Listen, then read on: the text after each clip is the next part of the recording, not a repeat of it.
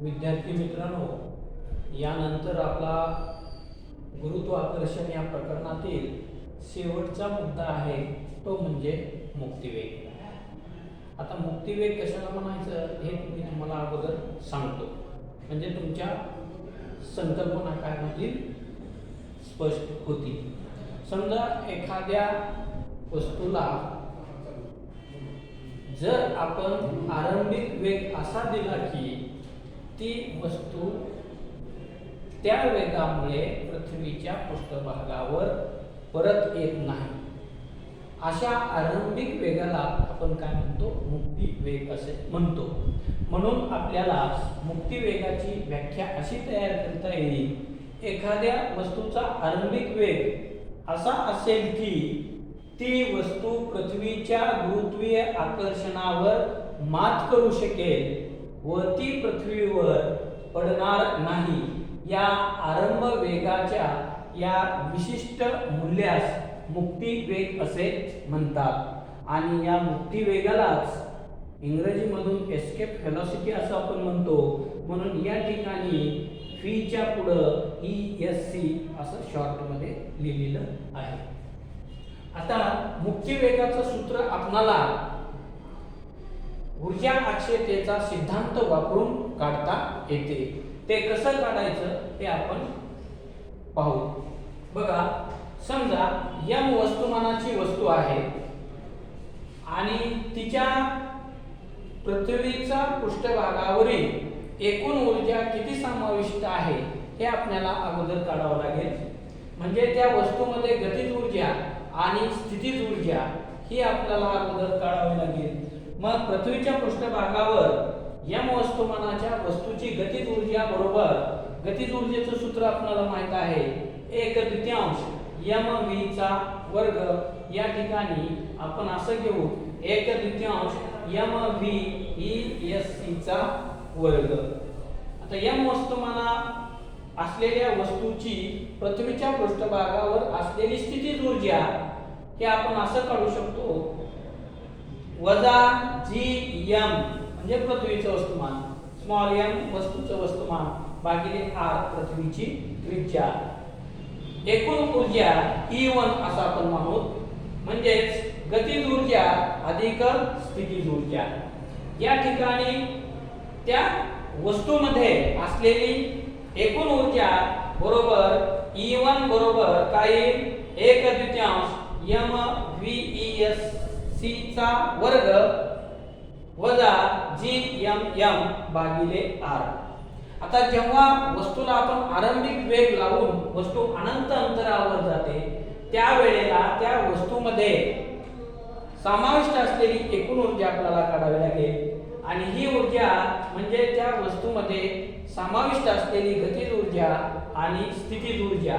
त्या वस्तूमध्ये समाविष्ट असलेली गतिज ऊर्जा आपण काढू शकतो, म्हणजे ती वस्तू अनंतात गेल्यानंतर त्या वस्तूमध्ये समाविष्ट असलेली गतिज ऊर्जा किती असते, 0 असते.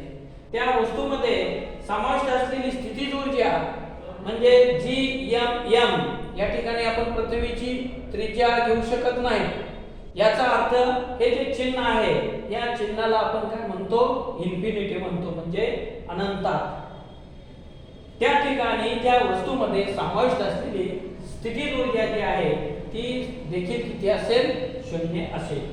त्या वस्तूमध्ये अनंत अंतरावर समाविष्ट असलेली एकूण ऊर्जा म्हणजे E2 बरोबर गतिज ऊर्जा अधिक स्थितीज ऊर्जा, म्हणजे एकूण ऊर्जा E2 बरोबर किती येईल, 0.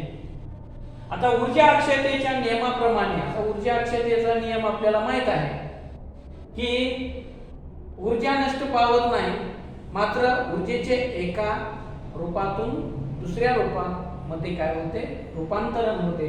यालाच काय म्हणतो आपण, ऊर्जा अक्षयतेचा नियम म्हणतो. हे आपण 9वी मध्ये पाहिलेलं आहे. म्हणून या ठिकाणी E1 बरोबर E2 जर घेतलं तर E1 ची किंमत आपण काढलेली आहे. पृथ्वीच्या पृष्ठभागावर समाविष्ट असलेली एकूण ऊर्जा म्हणजे E1 1/2 mVESC चा वर्ग वजा gmm भागिले आर हे आपण या ठिकाणी काढलेली आहे. बरोबर.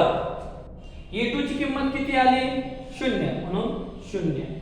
आता आपल्याला या ठिकाणी बघा हे वजा GMM भागिले R जर समीकरणाच्या उजव्या बाजूला नेलं तर काय होईल? 1/2 MVESC चा वर्ग बरोबर GMM भागिले R. हे स्मॉल m काय होईल? कॅन्सल होईल आणि VESC चा वर्ग म्हणजे एस्केप व्हेलॉसिटीचा वर्ग बरोबर 2GM भागिले R एवढं आपलं काय होईल? त्या ठिकाणी शिल्लक राहील. म्हणजेच VESC चा वर्ग बरोबर याची किंमत तुम्हाला माहित आहे वर्गमुळात 2GR. मग आपल्याला G ची किंमत माहित आहे आणि पृथ्वीची त्रिज्या देखील माहित आहे. म्हणजेच VESC चा वर्ग बरोबर 2 गुणिले 9.8 गुणिले 6.4 गुणिले 10⁻⁷.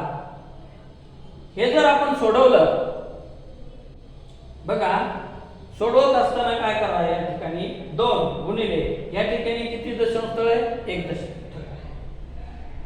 6.4 मध्ये किती दशांश स्थळ आहे? 1 दशांश स्थळ आहे.